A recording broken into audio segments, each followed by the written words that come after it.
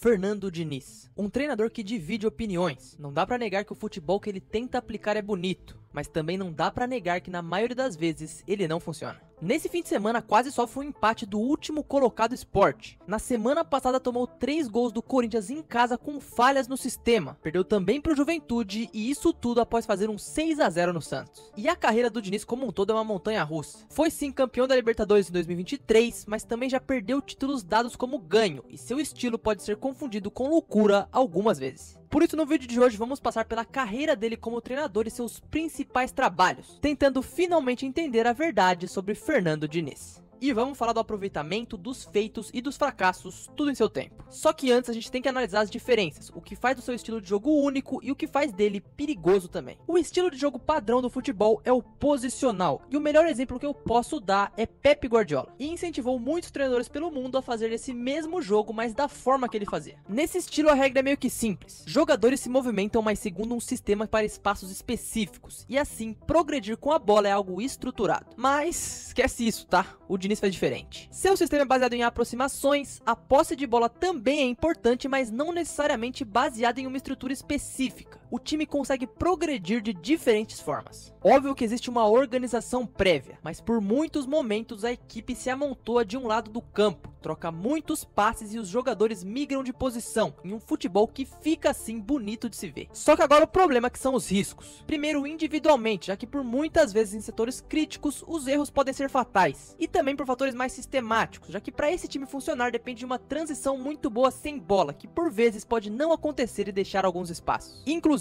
esse é um problema grande, tá? Porque o time do Diniz sofre muitos gols. Só que mesmo assim existe uma teoria de que ele não tem variação tática, o que é errado, porque sim, ele tem. O time sabe sair jogando com 3, com 4 ou às vezes com mais jogadores, com 8 ou com 9. Mas o balanço dos riscos na maioria das vezes não funciona. Em todos os trabalhos dele, ele meio que se perde em algum momento. E pensando nisso, vamos passar agora pelos seus trabalhos. Vou dar mais foco para os mais conhecidos, mas vamos ver as estatísticas e também outros fatores. Bora lá. Primeiro, para iniciar, preciso falar do grande começo. Diniz foi um ex-jogador que como treinador passou sim por outros clubes, mas foi no Audax que mostrou seu valor em 2016 no Paulista, em um time que jogava com a posse de bola e fez um estadual extremamente correto. Passou pelo São Paulo nas quartas fazendo um absurdo 4 a 1 e pelo Corinthians na semi, perdendo apenas na final contra o Santos. Individualmente podemos citar Sidão, que alçou voos maiores depois desse Paulista, e principalmente Tietê, que hoje é um jogador extremamente vencedor no futebol brasileiro. E o próprio Fernando Diniz, aos olhos do mercado, ganhou mais oportunidades, ainda não dos clubes maiores, mas ele tinha algo diferente a oferecer. Ele deu uma rodada antes, passou pelo Guarani, passou pelo Oeste, até chegar ao seu primeiro clube de Série A,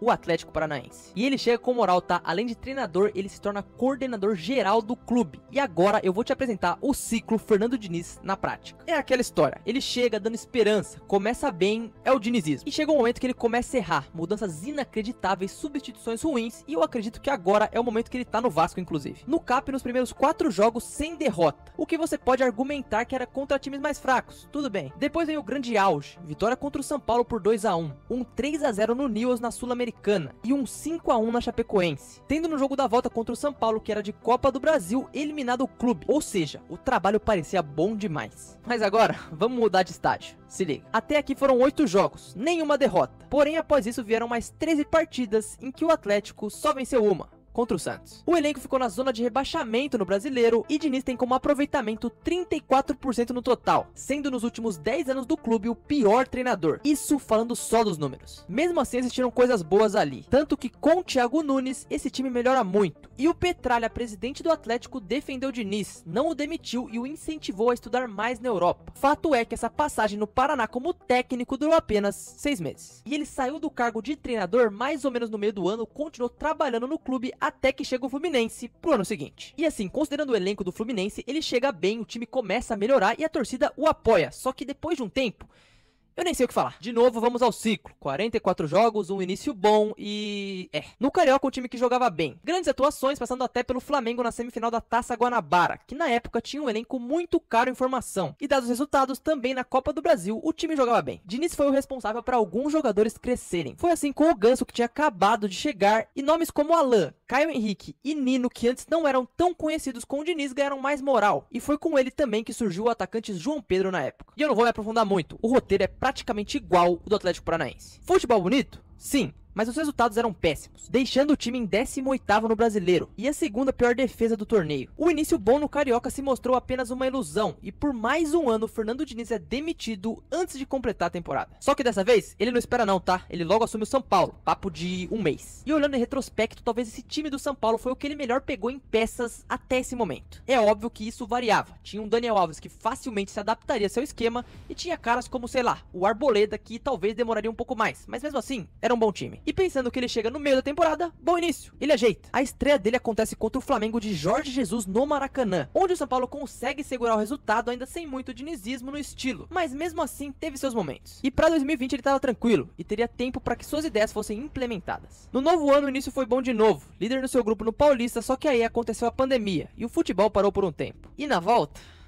vamos ver aí. Primeiro, vamos dividir as Copas do Brasileiro, porque é importante. Primeira coisa que acontece é a derrota pro Mirassol no Morumbi no Paulistão, sendo eliminado em casa, não pro Super Miras de hoje. Aquilo foi um vexame. Logo depois, Libertadores. Derrota pro fraco Binacional fora de casa, que foi um resultado determinante. O São Paulo termina a Libertadores em terceiro e cai pra Sul-Americana. Na Sul, a queda vem para o Lanús pelo gol fora de casa. Outra queda antes do que deveria. Olha, olhando assim, parece uma temporada ruim, mas não totalmente. Porque como eu falei, a gente tem que dividir. No Brasileiro, esse time encaixou e começou a jogar muito, inclusive. Foram 18 jogos sem perder, um time que jogava muito bem dentro de casa, sendo consistente fora também. As jogadas aconteciam, o time parecia muito bem treinado e os resultados também vinham, principalmente com o ataque de Brenner e Luciano jogando muito bem. Agora na Copa do Brasil, elimina o poderoso Flamengo sem sustos. Vence confrontos diretos no Brasileiro, além de virar o primeiro turno em primeiro. E continua assim, tanto que faltando 10 rodadas estava a 4 pontos do vice Atlético Mineiro. Não tinha como perder. Tinha sim.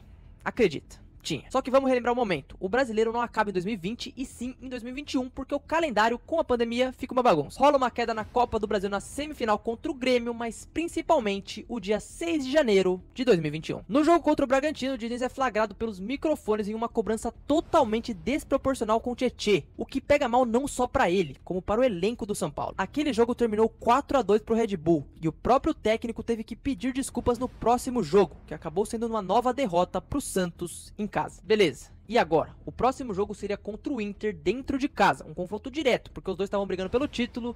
Vamos ver como foi. Um confronto extremamente importante. O São Paulo do dinizismo contra o Inter se recuperando com o Abel Braga. E o resultado... 5-1 pro Inter. Ambiente péssimo que piora. O São Paulo empata o jogo seguinte contra o Coritiba em casa e a torcida apedreja o ônibus. E somando mais uma derrota, dessa vez contra o Atlético Goianiense, Diniz está fora. Essa foi uma passagem que parecia ter tudo pra dar certo. O São Paulo não inicia o ano pensando em título, mas da forma que acabou, foi vergonhoso. Foram 75 jogos, 34 vitórias, 20 empates e 20 derrotas. Marcado principalmente pelas eliminações traumáticas e pelo não título brasileiro. Agora, pra continuar, ainda faltam alguns clubes, mas eu vou passar de forma rápida. O ponto que eu quero trazer nesse vídeo meio que já foi dado com esses exemplos, e a partir daqui tudo meio que só se repete em situações diferentes. O time do Diniz joga feio?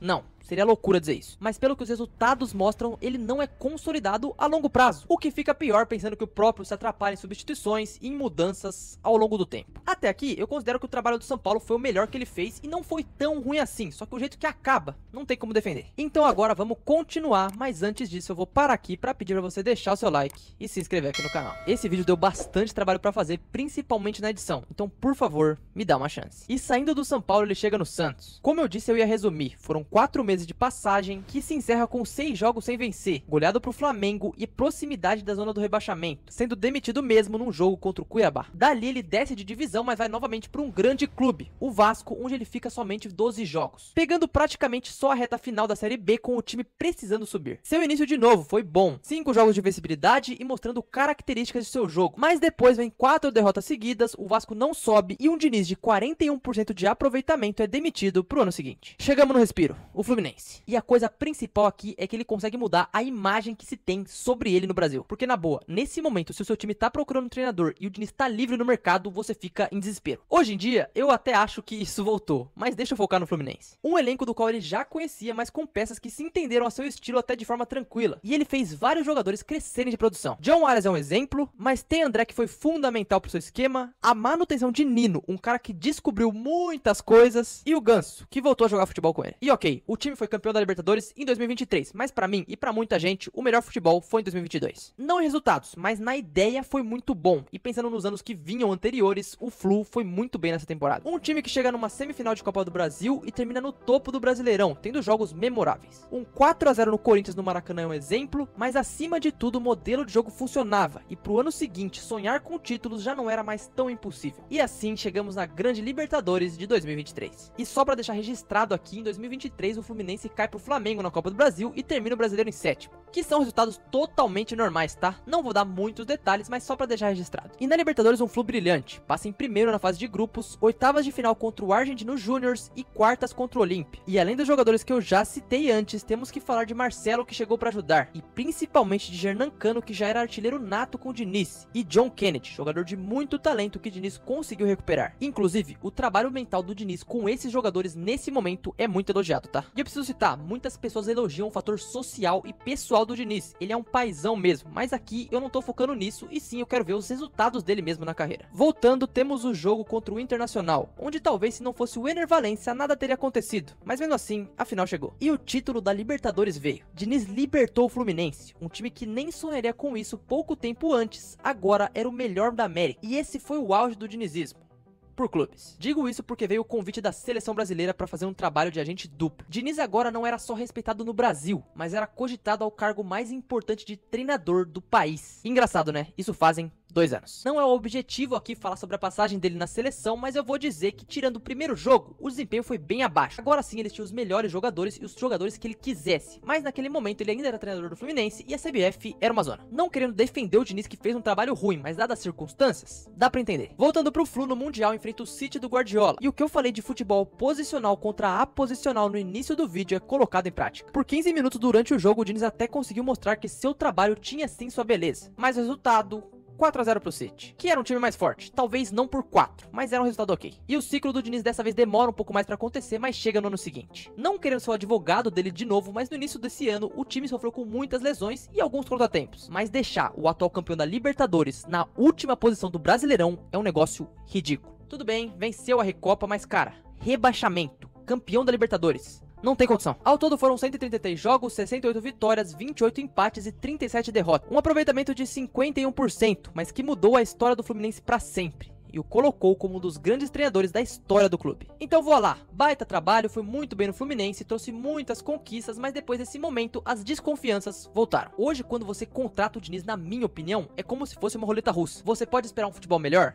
Pode, mas você pode tanto ir pra cima quanto ir pra zona do rebaixamento. É uma coisa que não tem meio termo. Que ver jogar é bonito? É, mas que cada vez mais é fácil de conter. E eu realmente não sei qual que é o próximo passo do Diniz. Digo isso porque depois do Fluminense, um tempo sem treinar, chega o Cruzeiro, um time em reconstrução e com muito investimento. O fim de 2024 dele pode até ter sido ruim e cheio de polêmicas, mas no início de 2025, com várias chegadas e um time bom, o desempenho no Mineiro foi decepcionante e a queda veio. Cruzeiro esse que hoje com o Jardim é muito bem treinado e o elenco é o mesmo. Por último, chegamos no Vasco, que é aonde ele está ainda. Não sei quando ele vai cair, mas a torcida já perdeu a paciência e ele tem jogos bons sim, mas a maioria são ruins. E pensando que as peças do Vasco são ruins, em sua maioria, ele continuar no comando do clube parece questão de tempo. O que pudemos ver nesse vídeo é que Fernando Diniz é um treinador inovador, isso é inegável, mas que na maioria das vezes não consegue transparecer suas ideias em resultados no campo. Se formos olhar para o seu último ano como treinador, seu aproveitamento é de apenas 27%, e na carreira como um todo são mais derrotas do que vitórias nas primeiras divisões do futebol brasileiro. Hoje parece que o seu trabalho no Fluminense foi uma exceção, porque a regra tem sido essa, na maioria das vezes um bom início, e depois uma queda muito grande, que vem também da parte dele, em escalações e em substituições. Taticamente pode ser um gênio, entende tudo de futebol e com certeza muito mais que eu que estou fazendo esse vídeo, mas é difícil ver uma luz para seus trabalhos, e hoje quem está trazendo o Diniz não vai agradar sua torcida. Será que existe salvação?